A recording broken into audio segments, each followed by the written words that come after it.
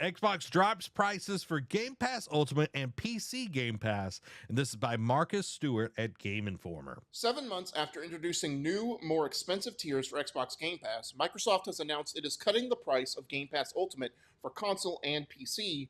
Furthermore, new Call of Duty titles will no longer be included in the library at launch. Xbox CEO Asha Sharma announced on Twitter that Game Pass Ultimate has become too expensive for too many players, and that the price of Game Pass Ultimate has dropped from $30 a month to $23 a month, while PC Game Pass, previously $16.50 a month, will now cost $14 a month. Sharma states that the price change takes effect today, well, when it posted today, so it would have been a few days ago, so it's already in effect. And after checking ourselves, this is indeed the case. Quote, "We'll keep learning and evolving Game Pass to better match what matters to players," Sharma says in her post. The perks for Game Pass Ultimate will not change, as an Xbox Wire post states. Quote, "Game Pass Ultimate subscribers will continue to have access to hundreds of Xbox games on Xbox consoles and PC, including current Call of Duty titles, in-game benefits, online console multiplayer, and major day one releases."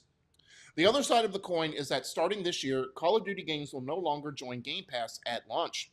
Instead, new Call of Duty games will be added to Game Pass roughly a year later during the next holiday season. Existing Call of Duty titles will remain available on Game Pass, however. Although the cheaper Game Pass tiers, Essential and Premium, will remain at their current price at $10 and $15 respectively a month, this is welcome news for Ultimate and PC Game Pass subscribers. Gaming has rapidly become more expensive over the past year, so it's nice to hear something going down in price instead of the opposite for a change. Now, yes, while it did go up not that long ago, it is nice to see it go back down. And again, to see it go down rapid, like we've been talking about it for the last few weeks about how she's speaking this to existence, and then all of a sudden, boom, you wake up this week and like it was like I think Monday or Tuesday, and it happens. Now, yes, do I think it could go down again? Yes, but we talked about it. It's like, look, because there was a rumor that Call of Duty could be the one, like, was the reason that Game Pass, the price went up, because it's a massive studio, it's a massive IP to add to the title, and it's like you have to pay for that. So we said the quick fix is to take it out, and yeah, it took it out, and now we're seeing an instant drop. Now, the one thing I don't agree with is the fact that won't come to Game Pass for almost a year. So when the next Call of Duty comes out, they'll put the last year's on there. So it's like, okay, I know it's trade one for the other. It's a trade off, but I feel like after the first 6 to 8 months, you've already made all the revenue you're going to make from Call of Duty. At that point, with holiday sales and whatnot, and like spring sales with like tax refunds hitting their stride. So I feel like that should be a shorter window to put it on Game Pass, because when it comes to Game Pass almost a year later, the newness is going to come out. Why are people going to care about the old one? You know what I mean? Unless, again, with stuff going up, people with tight wallets, you'd be like, okay, let me check this out. I don't have money to pay for the new Call of Duty, but this one just hit for my Game Pass. Let me try it out now. I get that point, but putting it almost a year after, when the new one's going to come out pretty soon, not that's far out after its drops, is kind of ridiculous to me. I feel like it should be more of like a 6 to 8 month window. Yeah, it is a long time, but when we look at it, the sales on Game Pass, I mean, the sales on Call of Duty always are in like the top 10 every month. Correct. Of like the sales charts and everything. So it's like, all right, how long does that, take and all of that? I'm getting some data over here while that comes in, but hey, this is huge. I'm curious, for everybody that's listening, how many people are going to get Game Pass now that it has dropped down? It is still $2, I think, higher than it was originally 7 months ago before they jumped up to $30, because I think it was like 19. I can't remember totally. I might be wrong on that. Yeah, I think it was like 20. Yeah. So I'm curious, how many people are going to jump back on Game Pass now that they've lowered the price about $8? I would love to know that. Michael says the pessimist in me thinks this was the plan all along, increase it a lot, get past the outrage, and then lower, and consumers will see it as a win. Well, and he didn't beat me in full, but Mike is kind of dancing around the issue that the question I was going to raise about this. So he's on the right track. So I do think there is a whole tug of war with this. Again, get past the outrage and then lower it, to get a boon. I don't know if it's necessarily that. Like the plan was to increase it a lot to get people ticked off and leave Game Pass. But I think the other side of this, is it happened really quick. And it's like, again, I know when Asha Sharma was giving her plan layout and we talked about it in detail, I equated it to like a new president, like their first 30 days, like signing all these executive orders. But I think this is also Xbox trying to shine a positive, because there was skepticism when Asha Sharma first took office, with her background and all that kind of jazz, like her lack of gaming and all that the Xbox is shining. It's like, oh look, we're putting her up on a pedestal. But like, because how you raised it, if like 7 months after you just raised the price, if it was that easy to lower it, and you knew why you had to increase in the first place, and you could have just like, I may be like the outlier on this one. I don't think Call of Duty should have come to Game Pass. I think you should have treated it as a premium title, regardless of, like, I know we're the minority, like, that Call of Duty has gotten stale.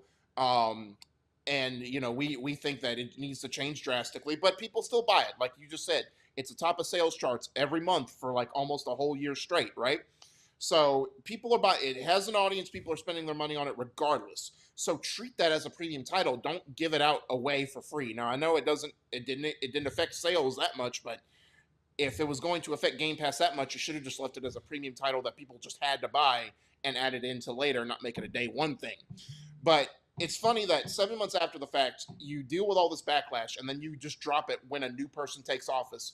Makes it seem like they're very much doing a politic thing of like, hey, look, we've got a new person in, we believe in them, they're driving our business forward to what we want it to be, until the plan is not the plan anymore. You know what I mean? So I feel like there will be a but down the road. But I do think it is sort of like a cloak and dagger, putting like, regardless of how Phil Spencer exited, and we know how Sarah Bond sort of exited, and like the scuttlebutt around why she left. They want to move past that and basically put on this new person and like say, we believe in what they're doing for the company. It's like, do you though? Or are you just pantomiming to appease the people to put money in your pockets? Well, I'm gonna be, I'm gonna be more positive on this. I'm taking this as a win, a big win. It's a win regardless. Like, regardless of the why, it's still a win for the consumers. Yeah, 1,000%. I think from the moment that Asha Sharma took on the position as the head of Xbox, she has been talking about, we're bringing Xbox back to the forefront. We're making it what it's supposed to be, and that's about games. Mm-hmm. And everything that she has done so far, actions speak louder than words. Show me what you're going to do. Don't just tell me what you're going to do. Because as much as I love Phil, he would say something, and then 2 weeks later, he would have to go back on his word because somebody would tell him. Asha, on the other side, she has been, and again, we're only looking at a 2 or 3 months so far of her track record compared to 12 years of, 11, 12 years of Phil. She's doing the thing now. Okay. She's walking the walk. Yes. She's rolled back the price, which, hey, awesome. This is something we've been wanting. Literally, if you go back to the day that we did the show where she took over, what was the one thing that I wanted? Game Pass to go back down. Correct. Now we're getting that.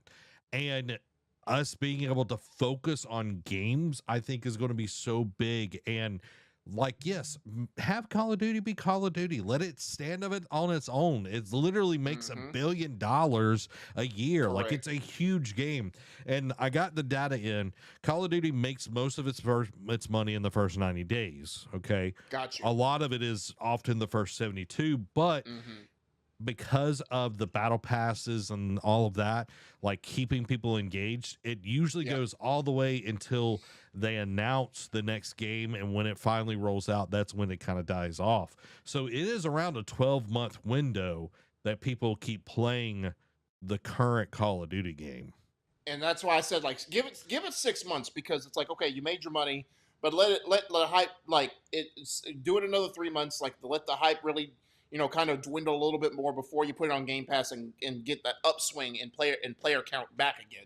So it's just more of a timing thing than it is like, okay, like, all right, I'm not saying after 3 months, because I feel like that is too short of a turnaround, but I know PlayStation's gotten better about releasing major first party titles, because I know it was like a year and a half at one point for like some of their first parties, that, or like a year later, that it would hit PlayStation Plus before, or like their higher tier subscription services Premium. before, so, and it's like, okay, that's a weird thing to do, and then they shortened it to a little bit, I don't think it's perfect, but I think it's within like a 6 month window that they try and do it in now. So I think that's like the sweet spot, because people are going to care, because there's so many games coming out now, especially let alone every year, like every month, every week, games come out, like indies, all sort of things. So it's like there's so much to play, people have so much time. It's like, don't let opportunities pass you by. Like, just put it, like, be smart about it. Like, back in before live service was a thing, right?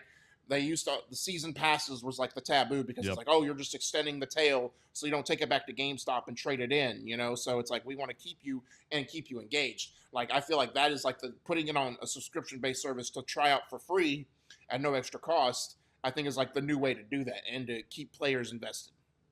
Yeah, I will be very interested to see what this year's Call of Duty numbers are because of GTA. Oh yeah, no. You know what I mean? That's going to be, and I think one of the rumors last week that we talked about was it's going to be coming out in October, so which would be perfect, because they did that for Red Dead 2, sort of like, or maybe that was the year they came out in November. Anyway, they avoided another Rockstar game by launching ahead of it. You know what I mean? So, I think it would be a good call to do that like a few weeks before GTA 6 dropped. Yeah, I'm just curious, like the amount of money like they might get hit because of GTA. Oh yeah, because like if you said, hey, you can have Call of Duty or you can have GTA in the next month, which one would you choose? And I'd be like, GTA. well, I've been waiting for GTA forever, and they come out with a Call of Duty every year, right? and Well, and I know it would, like, what I'm about to say would sound counterintuitive, because you would think, oh, put it on Game Pass, like Call of Duty, like keep it on Game Pass for this year, because you're gonna, GTA is gonna take its lunch money. No, taking it off. I think in this instance, taking it off Game Pass this year is a smart move. Make as much money as you can, especially, let's say you launch a whole month before GTA 6.